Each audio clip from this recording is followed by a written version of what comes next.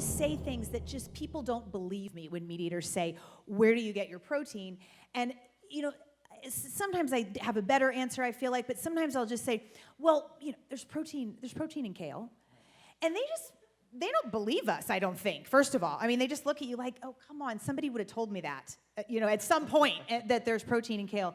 So what's an effective answer? What's the most effective answer? I want to know from both of you. So when patients ask me that question, I typically ask them, so last time you turned on National Geographic and there was a special on mountain gorillas, is the first thing that popped in your mind is, oh my God, where do they get their protein, right? Of course not, right? That cow you eat to get protein, where did the protein come from, right? Came from the grass, right, the plants. And so if that doesn't, when they kind of process that, I never thought about that. But the other thing is, if you really do the math, if people really say, I know I need to get this much protein, the RDA for protein is about 0.8 grams per kilogram. Endurance athletes probably need about 1.5. Strength training athletes closer to 2. So the natural macronutrient ratios of a plant-based diet are 15% protein, right? So if you're a normal person leading a fairly active life and you're eating, say, 2,000 calories a day, right? That, if you weigh, say, 80 kilos, if you do that math, that's 0.8, 0.9 grams per kilogram, right? If you're doing what Nimai does, or you do what Rich Roll does, you're not eating 2,000 calories a day, right? You're eating 4,000 calories a day. What happens to your protein intake? It doubles. So what's double 0.8? What's 1.6, right? So you're getting ready for competition, you might be eating 5,000 calories a day. So what happens to your protein? So it goes up. So it's not protein that you worry about, it's calories. And if you get enough calories of whole food, plant-based, from a whole food plant-based source, you will get enough protein. And so I have a little spreadsheet that I show people. And so here's the math, right? And they're like, wow, I never knew that. So I think those are two strategies. One is just point out the obvious fallacy that you have to eat meat to get protein. And then the other thing is this whole idea that we live in this world of nutritional reductionism, right? And we should be thinking more about the package that our food comes in. When you have extra money, you invest it for the future, right? And you want to get a high ROI, return on investment. When we eat calories, we should think the same way.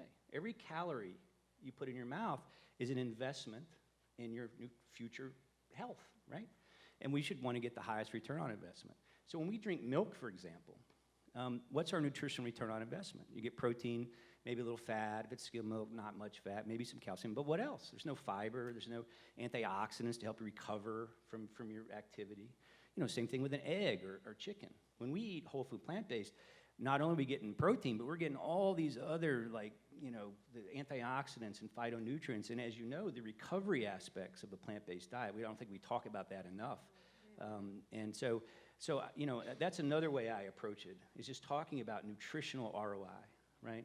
And people, again, because that makes sense. You can't really argue against that. So that's how I approach it. Yeah, it's funny. That was a great example, too, by the way. I love the way you mentioned how people tend to look at food as like a reductionist point of view. So they tend to isolate, you hear it all the time, what's your macro split? Like, what's your protein, what's your carbs, what's your fats? And especially in the fitness community, that's all people obsess about. Especially when it comes to protein. So for animal-based proteins, it's a little bit easier to silo your proteins. Like, here's my chicken, which doesn't have much fat or carbs, from your rice, which is primarily carbs, low fat, low protein, lower protein, from your greens. So from a fitness perspective, so many people they think one directionally, they think by a reductionist point of view. But from a whole food, plant-based point of view, you can't, I don't look at it that way. You have to look at your plate. You have to look at what is the culmination of protein on your plate. So you have rice and beans, you might have, a couple grams here, you have your tofu, your tempeh, whatever, you have it here, you have your rice, you have all these things combined, and like you mentioned, it's not just protein that you're getting the antioxidants, you're getting the micronutrients, you're getting all these other anti-inflammatory properties that help you recover quicker, which help you go to the gym more, which obviously if you recover, go to the gym more, you get stronger, faster, quicker, even faster than a typical meat-based athlete. So if they don't believe me that way, Then, Just flex. yeah. But the next thing is just like, it's funny because so many people give me crap about like, oh, you're always flexing in your pictures and whatnot, but there's such a connotation. No, it goes into human psychology too, because when people say, how strong are you? Normally they do a couple different poses. They either go like this whenever they're very happy, excited, right? But whenever you say, how strong are you? Even little kids, they go like this or they go like this. They put their arms up because it's a signal of strength. So that's why I like to show that indirectly. Maybe people don't think about it, but I mean, just using what you have and just showing them, like, I'm the only vegan on stage, but yet I consume probably about half, maybe less than half of the protein that my fellow competitors they consume. And that's why it's so important, especially in the bodybuilding and fitness community, to spread this message, because typically athletes, they consume 2 to 3 times more animal-based proteins than a normal sedentary individual. So a regular person that just, has a regular job and likes to eat healthy. An athlete or a bodybuilder, 2 to 3 times more of that. So by converting one bodybuilder, it's like converting a family of 3. And saving so many more animals, because didn't you tell me bodybuilders eat a whole chicken a day or 10 whole chickens a day or something? Yeah, so I do this analogy quite a bit. It's so for reference, people normally don't know how much protein they need. That's the first question I re-ask them whenever they ask me about where do I get my protein. I say, well, how much do I need? And they have no idea. They just say they know they need a lot because that's what's on every label, that's what's on every commercial. They tend to think that protein equals health equals muscles. The more you get, the bigger you'll get, the more healthy. So I ask them, how much do you need? And then most people don't know, so I basically educate them the exact same way that Dr. Loomis does. But then I give them an analogy and say, if you have this other option, this other protein source where you can get everything you need, a bodybuilder like myself, normally the bodybuilding standard is 2 grams of, anywhere from 1 to 2 grams of protein per pound of body weight. So we're talking pounds, not kilograms now. So I weigh... These guys are a couple hundred pounds. Yeah, or exactly. 250 or, it's a lot. So for me, I'll just use me as an example. I weigh 180 pounds. So that would mean I would need at least 180 to 360 grams of protein per day if you go by traditional bodybuilding standards. So let's put it on the low end of that spectrum, so 1 gram per pound. And you're talking about total mass. You're not talking about lean body mass, which is what you should be calculating off of. But anyway, 1 gram per pound. So I need 180 grams. Let's say, just by chance, by naturally eating a regular traditional bodybuilding diet, I get about 40 grams from plants. So that leaves 140 grams from animal-based proteins.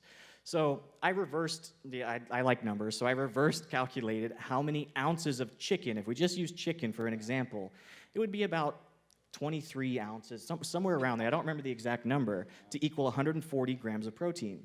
So I looked up how much a chicken weighs, and it's about a little over a pound, so it would equate to 1 chicken per day. So you extrapolate that from the low end of the spectrum, a bodybuilder eating 1 chicken per day over the course of a year. That's 365 chickens. On the low end, it could be double that. It could be 700 and something chickens. Then you think about, what's the impact? How many resources does it take to raise 1 chicken? You're talking about grain, you're talking about feed, you're talking about space. So you have not only imagine 365 chickens in this room, how loud it would be, how obnoxious it would be. There's chickens running around everywhere. Yeah, so you have this scenario in this room, which is be a traditional bodybuilder. Then in the next room over, you have somebody that's sitting in a nice green garden, no chickens, no death, no anything, and you get the same results. And you think about all the resources that it didn't take to raise those 365 chickens. So by converting one bodybuilder, you do much more than just save that person's life or make them healthier. You make a much bigger impact. So now we all have a goal. We can only convert bodybuilders from this day forward. Like, if you really want to make an impact.